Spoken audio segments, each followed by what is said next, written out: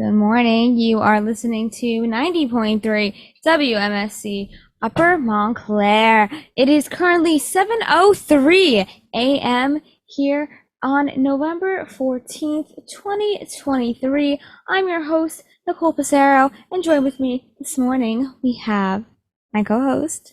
Hi, I'm Cam Martin, and today we'll be discussing the 2024 presidential election, gas prices, Martin Scorsese at the Montclair Film Festival, and many more.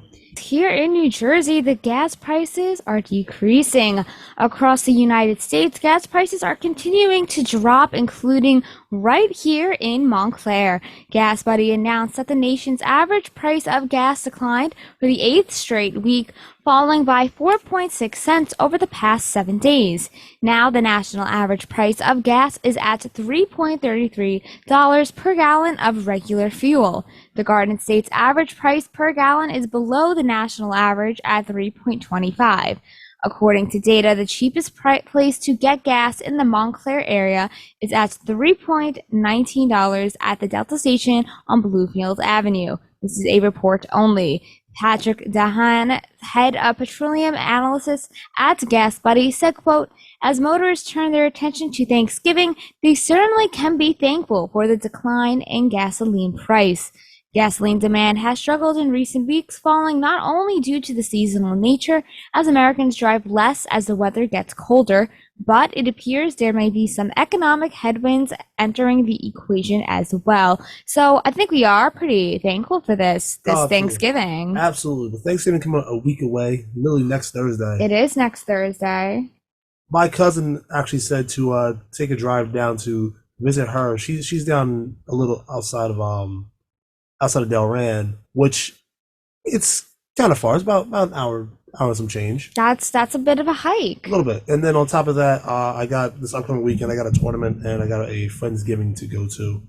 Friendsgivings are pretty popular, and it now that it is, we're getting into that holiday season. I feel like once Halloween ends, it's like people are like, bam, it's holiday season time. And that's when people start to travel, especially when it comes to family members that live in different states, family members that live far away.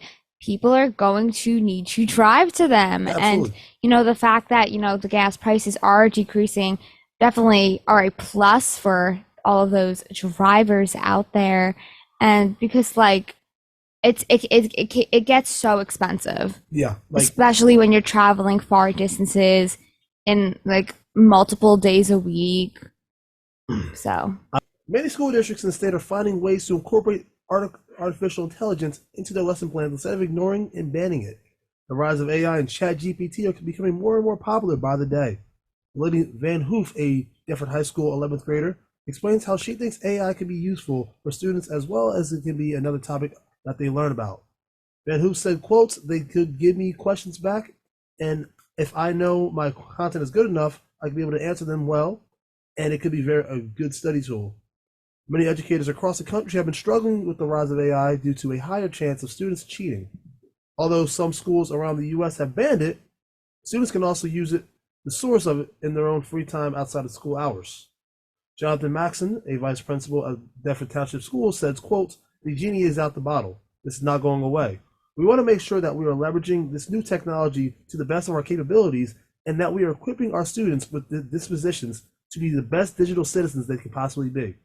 Teachers all over the country are working together to discuss AI and how they can include it in their teaching in an effective way. The genie is out of the bottle, because let's be real here, AI is not going away. Absolutely not. All technology is just not going away, and we cannot ignore it. And that's why I think this story is really interesting, because we are getting a perspective here from a high schooler saying how they think it is important they learn about it. And I think it is. A lot of teachers, we have some that believe, it's a danger to our society. We can't be teaching this. We have to ban it. But let's be real here. Cheating is so easy, especially on homework. When you're at home, all you gotta do is pull that chat Just GPT a up. a little Google search real quick, and you're right there with it. Exactly, like Quizlet, in all those like websites Well, and here's the thing. stuff. Quizlet it's funny you say Quizlet because Quizlet is more. That's more of a fact that a student made it. That's Yeah, more user made instead of an actual artificial intelligence type source.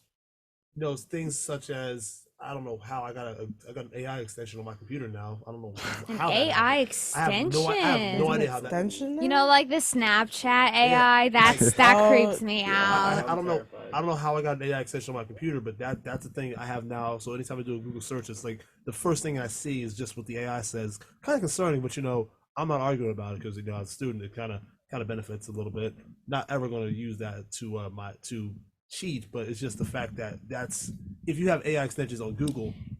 But I think it comes along with teachers need to show how to use the platform effectively and like correctly, because also they're learning too. Like this is like new news that just has come out, and they are still, they're the ones learning as well. So like we're all humans learning this. And the thing is, it really comes down to teaching us how to use it, especially college students. When it comes to job fields, all industries are affected by this, whether it ranges from like the healthcare industry to something like what we're doing here at WMSC, like a journalism type of thing. Like it affects everything that is going on in the world, and it's so valuable for us college students, just like here at Montclair, to learn about it. I mean, some of my classes, my professors, some of them did touch on like how do we use ChatGPT? How do we use it as a resource instead of using it to just do our work for us? We'll say how to get more local than Montclair, and it's more local than Montclair. Weather. Hoboken's preparation to combat climate change is live and in person. In a massive era in our current world today regarding the issues surrounding climate change, the New Jersey city is getting smart. The city is preparing for storms by building water-absorbing infrastructure that protects to fight against intense storms with heavy rain. Michael Kimelman, the New York Times architect critic, explained how Hurricane Sandy, Hoboken was left flooded for days and caused over $110 million worth of property damage. However, 11 years later, the city has become a climate change success story. Back in September, an early morning storm occurred with high tide with 1.44 inches of rain. In Hoboken, officials were notified in the area days ahead of the storm, so they were prepared for what is to come. Schools were able to release on time, and scheduled art festivals were able to occur. Comparing it to Brooklyn, people were flooded in high water, and subway stations had to shut down. New York City Mayor Eric Adams, did not tell those New Yorkers that the storm was coming, so no one was prepared for it.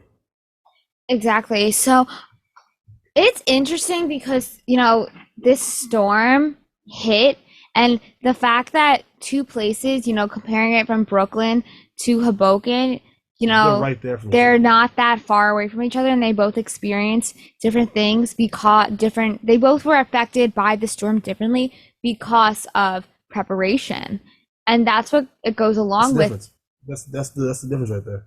It is a difference right there. And just to see like how, if you're prepared days in advance, like people are going to take initiative, they're going to keep it in mind and try to be as safe as possible. Whereas like if you are notified like the day before and like it's a shock to you, you're not going to be as prepared as somebody who was notified days before instead of one day. That's just life for you.